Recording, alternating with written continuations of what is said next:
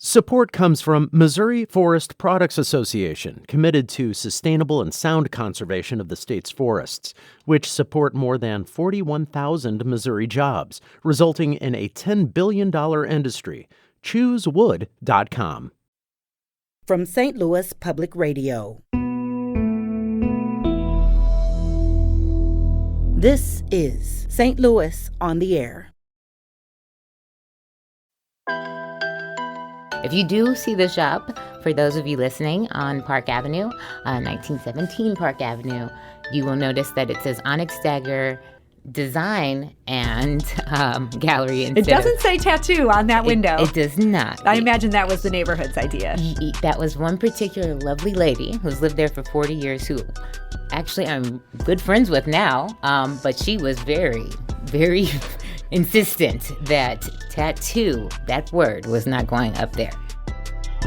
I'm Sarah Fensky.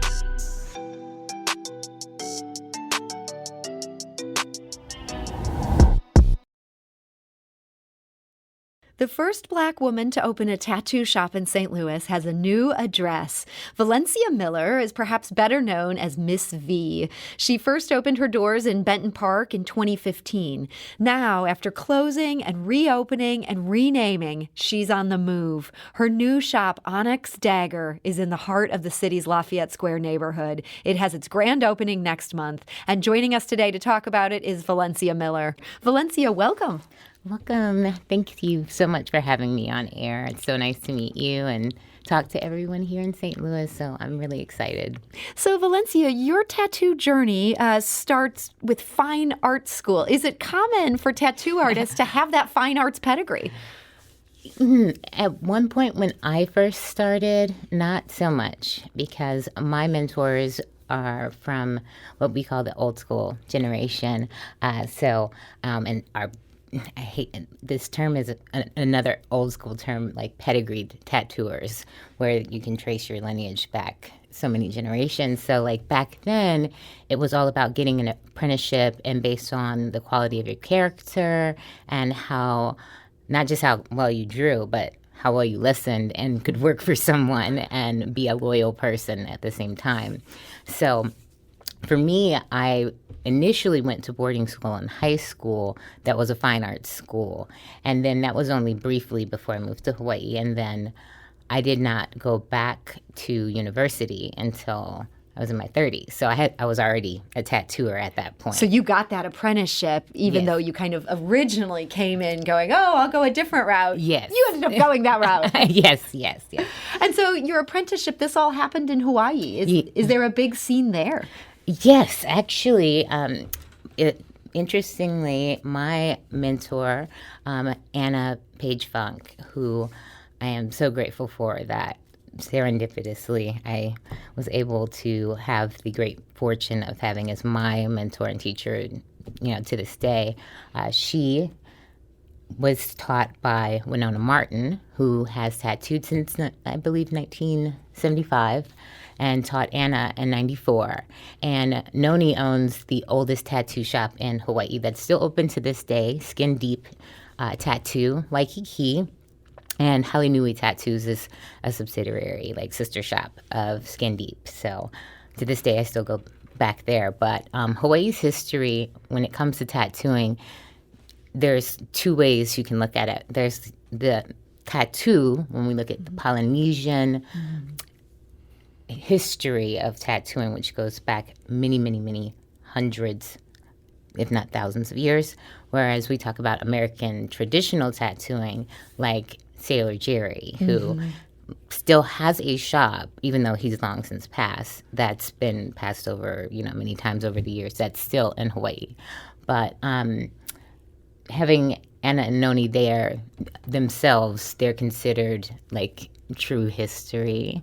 On top of being my mentors and best friends, they're the most amazing women I've ever met. And they're also called old school, even though they don't look old school. They're very fancy women. Yeah. So they make me feel extra, like Louis Vuitton of tattooing, because even when they first started to teach me, I was already learning to tattoo for a few years, and a few apprenticeships that I'd gone through were difficult being a woman, and then on top of that, a woman of color back then, 15 plus years ago, was not the easiest thing to find a consistent apprenticeship, especially with a male. Like, I'm not saying all men in the industry at all are like this, but it was difficult at one point. And I had always known of Anna and Noni just from the history about them.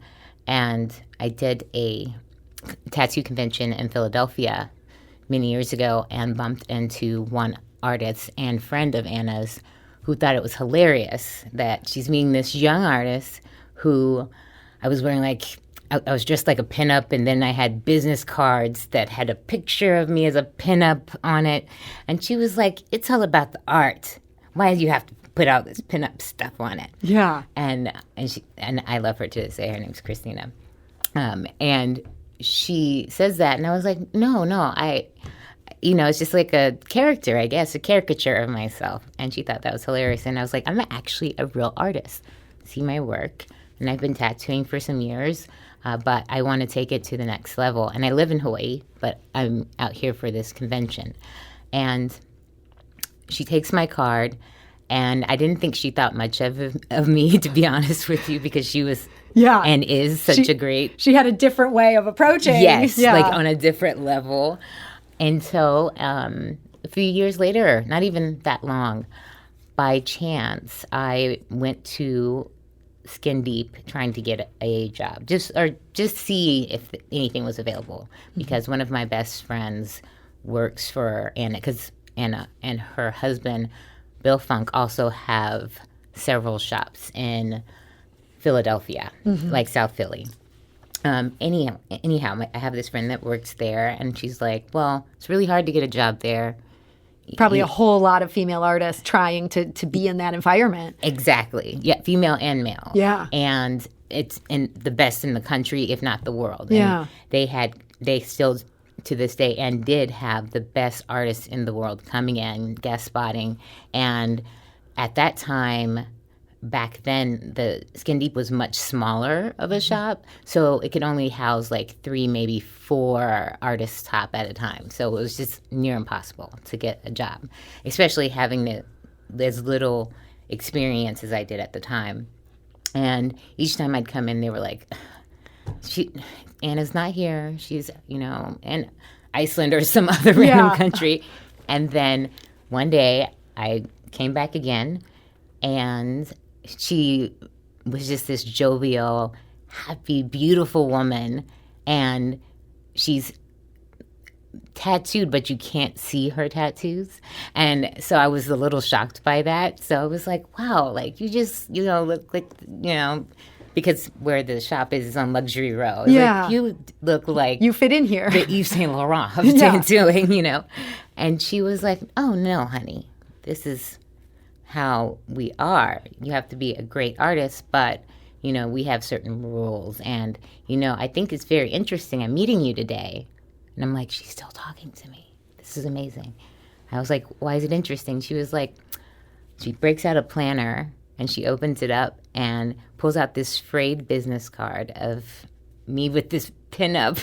She had saved your business card. Yes. All those years. All those years. So her friend apparently did give her the card. Yeah. And then she let you in. And yes. Look, the rest is history. The rest is history. I mean, but you ended up leaving that. You came to St. Louis in 2014. You opened your shop in Benton Park in 2015. I mean, you kind of got your foot in the water as, hey, yes. I'm doing this. I'm doing this as a Black woman in a city that had never had anybody do that. Yes. But now you're leaving Benton Park. You've got this new shop open in Lafayette Square. And I want to make sure, we have about 5 minutes left. I want to make sure we get into some of what makes this shop special. Oh, thank you. Yes. Well, I love Benton Park.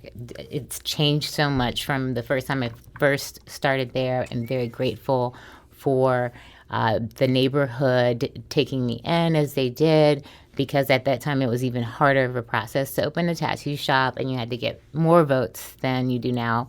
And it's still a process, don't get me wrong. But it had run its course where I had been pretty much, and the perfect opportunity arose in Lafayette Square, which was the first place I lived when I first moved here, and I just loved Park. I lived on Park, and you could walk to the restaurants and the historic beauty of the architecture in the square, and then having the park right there. I just always loved it. And there's a lot of food, again. There's a lot of great food. But that neighborhood has tried very hard to maintain its standards. People can be very persnickety about things. Did you get a warm welcome with the tattoo shop? Initially, because there was, I guess, a lot of people didn't realize it was opening until the city posted the notice. So I'd already been in the process of building out the space and doing my petitioning, and I had all my inspections and everything. However, there was a gap because of COVID. There weren't in-person neighborhood meetings, et cetera, et cetera. And thankfully, the amazing neighborhood president just one night knocks on the door, and I happened to be there. And she comes in. Her name's Christina Ryan. She's amazing. And she's like, "Hi, my name's Christina. I'm not going to shake your hand because of COVID, but I'd like to, welcome you. You're the owner." We do a little banter, and I was like, "I'm so glad to meet you because I have been trying to get in touch with the board, but you all haven't had an agenda posted for the winter."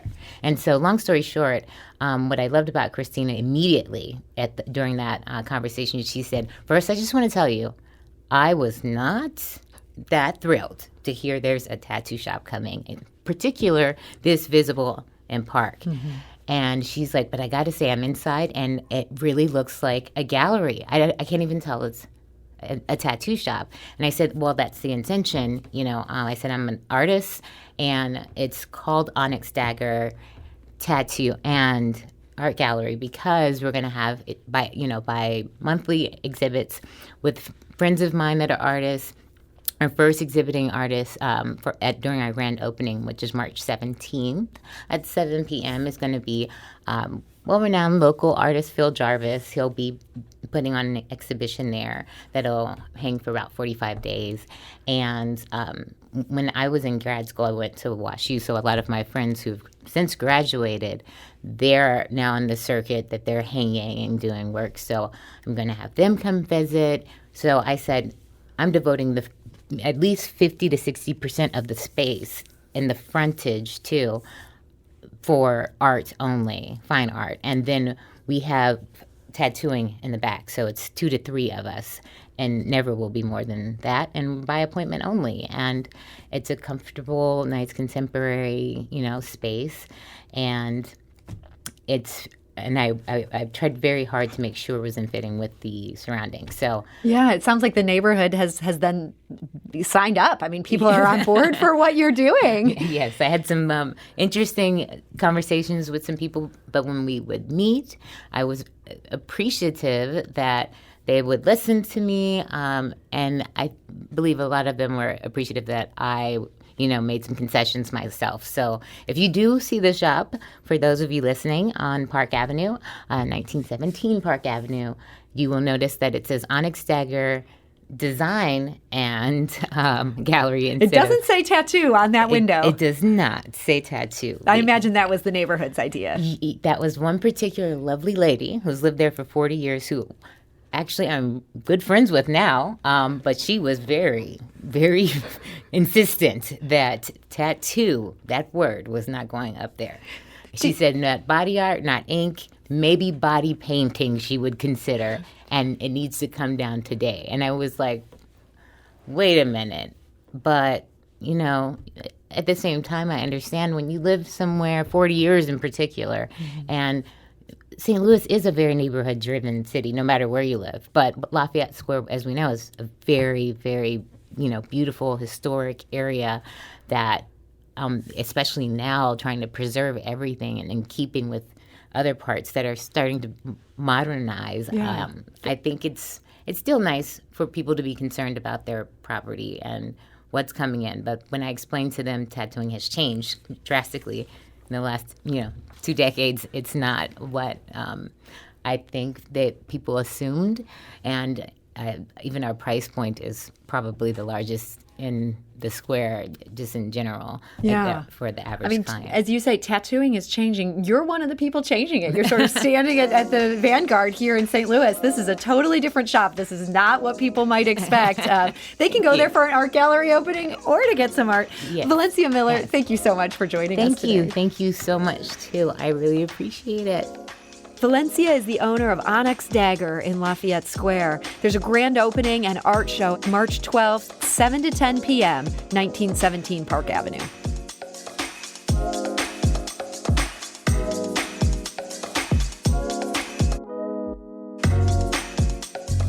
This episode was produced by Jane Mather Glass, with audio engineering and podcast design by Aaron Dorr. Our executive producer is Alex Hoyer.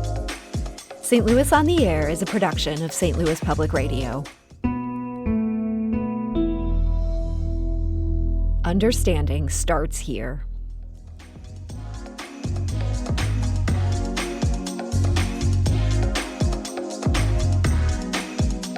Do you find yourself regularly listening to episodes of St. Louis on the Air? Suggest us to a friend you think might enjoy our conversations. And leave us a review and rating on Apple Podcasts on the App Store. It's the simplest way to help people discover our show. Thanks. St. Louis Public Radio is a member-supported service of the University of Missouri, St. Louis.